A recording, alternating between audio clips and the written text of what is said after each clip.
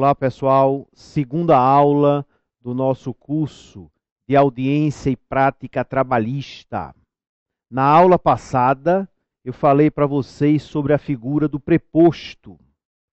O empregador, seja ele reclamante, seja ele reclamado em uma reclamação trabalhista, seja ele autor em um inquérito judicial para apuração de falta grave, seja ele consignante ou consignatário em uma ação de consignação em pagamento, ele pode se fazer substituir por preposto em audiência.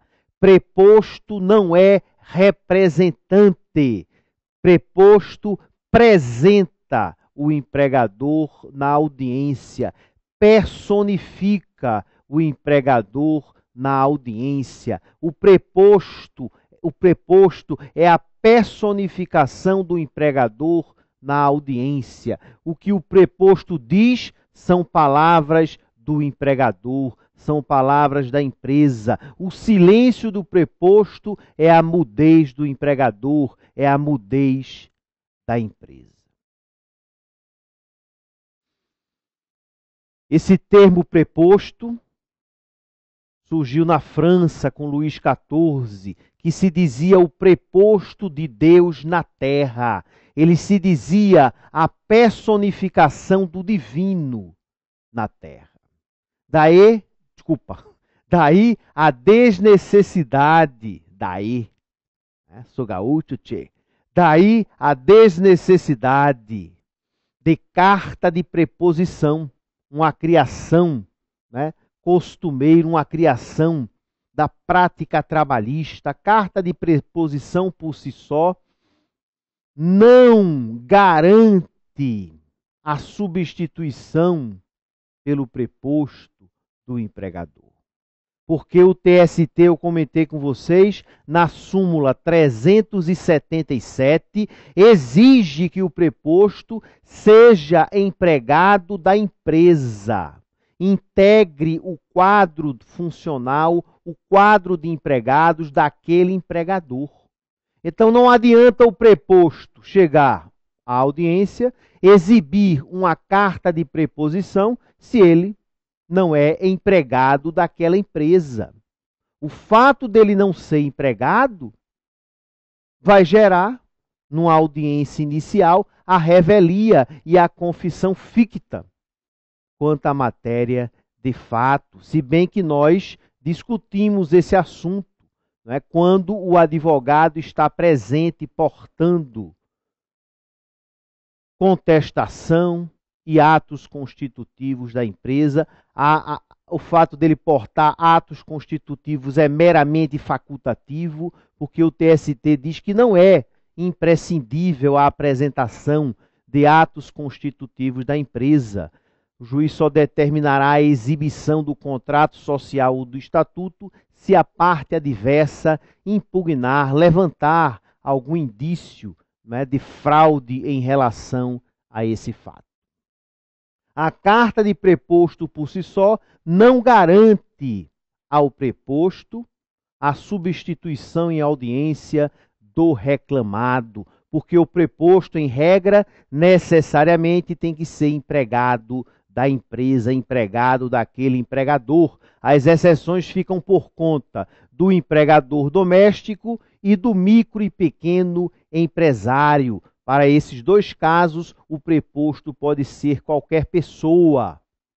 Então, essa qualquer pessoa, para empregador doméstico e para micro e pequeno empresário, essa pessoa que comparece na qualidade de preposto, não há lei que o obrigue a exibir carta de preposição. O juiz, diante de uma fundada dúvida, pode determinar a juntada desse documento, fixando um prazo razoável para tal. Combinado? Então, a mera ausência de carta de preposição não conduz à revelia nem à confissão ficta quanto à matéria de fato. E a mera exibição da carta de preposição por si só não garante a substituição do reclamado, a substituição do empregador, melhor dizendo, ele pode ser reclamante ou reclamado, a substituição do empregador por aquele suposto preposto. Muito bem. Eu fiquei devendo a vocês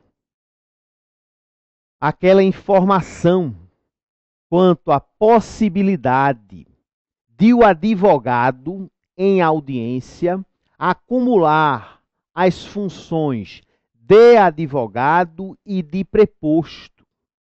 A possibilidade de o advogado atuar concomitantemente como advogado e como preposto do empregador. O TST, em decisão histórica, essa decisão se encontra no material disponibilizado no site para vocês.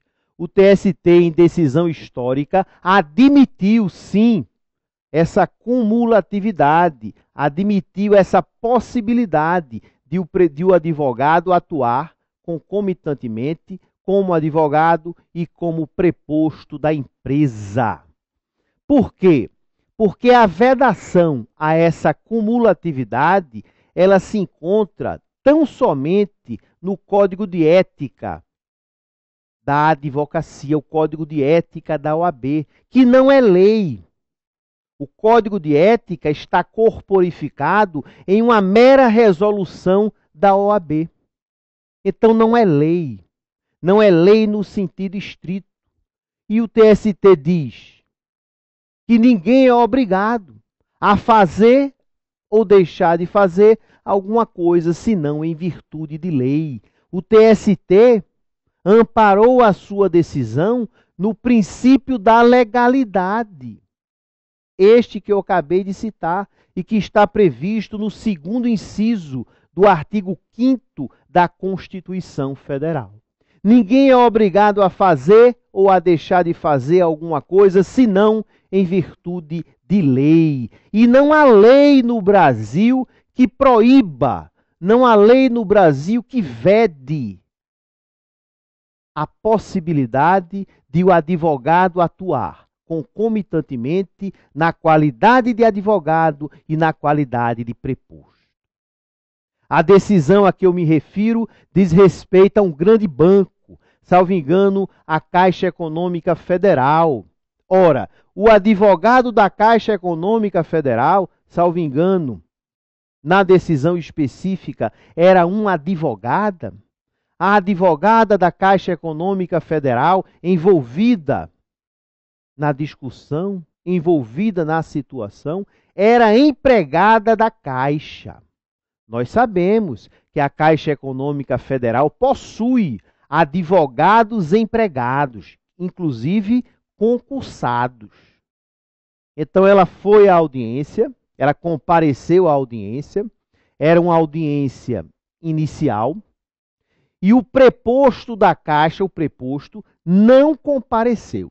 Estava ali a advogada, portando defesa, portando procuração, portando todos os documentos e com a comprovação mediante crachá, mediante carteira de trabalho, não importa, que ela, advogada, era empregada da Caixa Econômica Federal. O juiz instalou a audiência e perguntou à referida advogada: onde está o preposto da Caixa Econômica Federal? Ela respondeu: o preposto, ele não chegou. Motivo pelo qual, excelência, eu venho aqui requerer a possibilidade de... eu venho aqui requerer a oportunidade de assumir, neste momento, a condição também de preposta da Caixa Econômica Federal. Excelência, eu gostaria que Vossa Excelência consignasse em ata que eu estou aqui na qualidade de advogada e de preposta. Requerimento feito, consignado. O juiz indeferiu, como é padrão, lançando aquela velha fundamentação. O Código de Ética da Advocacia veda a cumulatividade, doutora, motivo pelo qual o requerimento é indeferido. Ela protestou. Protestou. Nas razões finais, quando do encerramento da instrução, ela renovou os protestos, com base no artigo 795 da CLT, com base no artigo 794 da CLT, com base no cesseamento do direito de defesa. O direito de defesa da Caixa Econômica Federal foi cesseado. E ela levantou, já nas razões finais, advogada preparada, ela levantou violação à Constituição Federal. Violação literal à norma constitucional, especificamente o artigo 5º, segundo inciso da nossa lei maior. Bom, a sentença foi proferida, revelia, os pedidos foram julgados procedentes, a Caixa Econômica Federal recorreu, pleiteando a nulidade da sentença, porque o erro de procedimento praticado pelo juiz naquele momento em que a advogada requereu a possibilidade de atuar concomitantemente como advogada e como preposta, esse erro de procedimento, chamado de erro improcedendo, é fato gerador da nulidade da própria sentença. A sentença surge como fruto de uma árvore envenenada. O TRT, o Tribunal Regional do Trabalho, o respectivo TRT, negou provimento ao recurso, apreciou meritoriamente o recurso, mas manteve na íntegra a sentença de primeiro grau. Daí a Caixa Econômica Federal interpôs recurso de revista. Artigo 896 da CLT. Cabe recurso de revista quando ocorrer violação à norma constitucional. A matéria foi devidamente pré-questionada, ou seja, debatida expressamente no Tribunal Regional do Trabalho. O Tribunal Superior do Trabalho conheceu, o próprio TRT já tinha conhecido, o recurso de revista subiu, também foi conhecido pelo ministro relator do TST, e o TST prolatou essa decisão histórica, anulando a sentença, declarando que não há lei no Brasil que vede a cumulatividade das duas funções. Se não há lei no Brasil que proíba que um advogado atue concomitantemente como preposto, a decisão, data vênia, violou o segundo inciso do artigo 5º da Constituição Federal, motivo pelo qual a sentença foi anulada e os autos retornaram à vara do trabalho, ao juiz de origem, ao juiz do trabalho, ao juiz de primeira instância, para, a partir dali, daquele momento, ele aceitasse a defesa, instruísse o feito e proferisse uma nova decisão. Então fica a dica para vocês. Fica a dica para vocês em relação a esse tema. Muito interessante. Vou fazer uma observação. Aliás, duas observações. Lá vai. A primeira, se está cansado, dá um pause aí. Né? Me deixa na tela assim. Pronto. Vou fazer aqui a careta. Pronto. Pode dar o pronto. Eu fico aí com cara de mané enquanto você vai lavar o rosto e tomar seu todinho, né, para se energizar e aguentar essa quantidade de informações. Primeira observação. Fica ligado. Professor, e se o reclamado, na oportunidade, não fosse a Caixa Econômica Federal, que é uma grande empresa, fosse o empregador doméstico, ou fosse um micro ou pequeno empresário, o advogado, mesmo sem ser empregado do empregador, poderia acumular as funções de advogado e preposto? Poderia. Porque a súmula 377 do TST exclui o empregador doméstico e exclui o micro ou pequeno empresário da necessidade, da exigência de o preposto ser também seu empregado.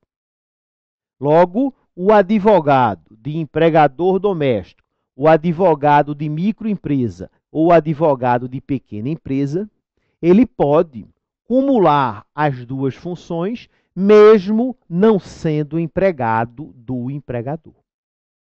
É uma observação importante. Agora, em se tratando de média ou grande empresa, como foi o caso da Caixa Econômica Federal, se naquele momento estivesse ali presente um advogado que não pertencesse ao quadro funcional da Caixa Econômica Federal,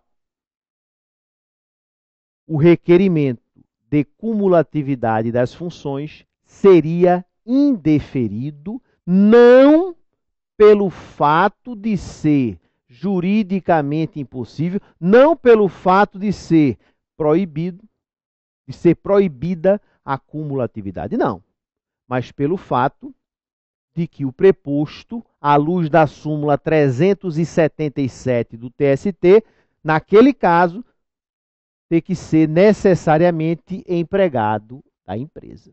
Seria por aí que o juiz indeferiria o requerimento. Combinado? Segunda observação. Alguns advogados, eu já vi, eu já presenciei, nesse tipo de situação, quando ele se vê só na audiência, o preposto não chegou nem justificou o atraso ou a ausência, o advogado da empresa opta por uma manobra que não surte qualquer efeito, qual seja a renúncia ao mandato para assumir na oportunidade a condição de preposto. Excelência, em face da ausência do preposto, eu gostaria neste ato de renunciar ao mandato. Então eu deixo de ser advogado e passo a assumir a figura de preposto. Vossa Excelência me dá um prazo para eu juntar carta de preposição. O juiz vai dizer: doutor, o seu requerimento não pode ser deferido, porque o Código de Processo Civil é claro, como diz Arnaldo César Coelho, é claro, quando reza, quando dispõe que a renúncia ao mandato só surte efeito depois de 10 dias da intimação do cliente. O advogado, quando renuncia ao mandato, ele precisa cientificar, ele precisa dar ciência da renúncia ao seu cliente. E a partir do momento que o seu cliente toma conhecimento da renúncia ao mandato, começa a correr, a partir do dia útil imediatamente subsequente, começa a correr o prazo de 10 dias. E nesses 10 dias, o advogado ele tem o dever de continuar naquele processo como advogado. Ele tem a obrigação legal de prestar assistência ao seu cliente. Então, a renúncia ao mandato não surte efeitos imediatos. Não surte efeitos imediatos. Os seus efeitos só incidem após 10 dias da notificação do cliente. Eu não me lembro aqui de cor esse artigo, mas ele consta do material de vocês, esse material que está no site, tá certo? É um artigo específico que trata sobre procuração, sobre mandato, não é? Que é o contrato de mandato firmado entre o cliente e o seu advogado. Então são essas as duas observações finais em relação a esse tema. Estudamos, portanto, a ausência do reclamante à audiência. aquela questão envolvendo perempção trabalhista, a importância de o advogado firmar procuração com poderes especiais, principalmente o poder de desistir da ação em nome do seu cliente. Estudamos que a desistência não compõe um requerimento. O advogado ele não requer ao juiz que ele defira, que ele permita a desistência da ação. A desistência da ação é um direito potestativo do reclamante até o momento em que o reclamado apresentar defesa. Ou seja, antes da defesa, o reclamante ele pode desistir da ação independentemente da anuência, independentemente da concordância da parte adversa. Agora, se o prazo de defesa já tiver decorrido, ou seja, se o reclamado já tiver ofertado defesa na audiência, ou no PJE, se a defesa já tiver sido acessada pelo juiz no momento da audiência após a tentativa de conciliação, aí a desistência da ação fica condicionada à concordância da parte adversa. E se a parte adversa concordar, que é o reclamado, o juiz não pode deferir ou indeferir. O juiz tem que acatar. Acatar, porque aquela desistência vai ser fruto da vontade das partes. Cabendo ao juiz tão somente homologar, dizer que o processo estará sendo extinto sem resolução do mérito. Perempção trabalhista, um tema muito importante que nós abordamos, aqueles 6 meses de sanção. Não é? A perempção trabalhista, relembrando, ela só é aplicada quando o reclamante deixa a reclamação trabalhista ser arquivada por 2 vezes consecutivas pelo não comparecimento à audiência. Artigo 732, em conjunto com o artigo 844, todos da CLT. Fizemos também aqui uma análise sobre revelia, distinguindo contumácia, revelia e tratando também do principal efeito, que é a confissão ficta quanto à matéria de fato. E eu fiz uma análise crítica, salvo engano, no 4º bloco da última aula, sobre a incidência da súmula 122 do TST, que é uma súmula que precisa ser revisada com urgência, principalmente agora com a chegada do PJE. Bom, vamos partir agora para um outro ponto de extrema importância: o jus postulandi. O direito de empregados e empregadores atuarem sem advogado na Justiça do Trabalho. O jus postulandi, ele está previsto no artigo 791 da CLT. E o artigo 791, de cara, já deixa claro, eu ia caindo aqui, mas não caí, já deixa claro, estou gravando essa aula na quarta-feira, pós-derrota de 7-1. Né? Brincadeira. Uma ressaca braba. Porque para afogar as mágoas, eu me entreguei ao álcool. Mas vamos embora, estou recuperado. Mais tarde vou assistir a Argentina e Holanda, e sou Holanda até morrer. Quero que os hermanos, né, se explodam. Ó, o jus postulandi, artigo 791 da CLT, artigo 791 da CLT, esse artigo de cara já deixa claro que o jus postulandi só se aplica às relações de emprego. Empregado seletista, empregador seletista, empregado doméstico, empregado rural, aprendiz, empregador, ou seja, vínculo empregatício.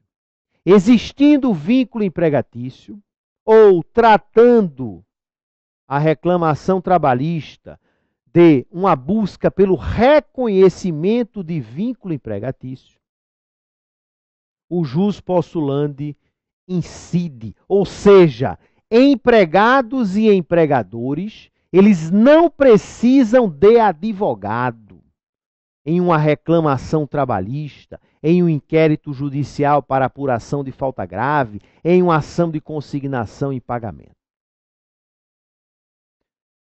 Em se tratando de outra relação de trabalho que não seja relação de emprego, relação de estágio, relação de empreitada, onde o empreiteiro é um pequeno empreiteiro, operário ou artífice, relação de trabalho autônomo, relação de representação comercial, onde o representante comercial seja a pessoa física e também se confunda com a figura do operário, são exemplos de relações de trabalho que não são relações de emprego.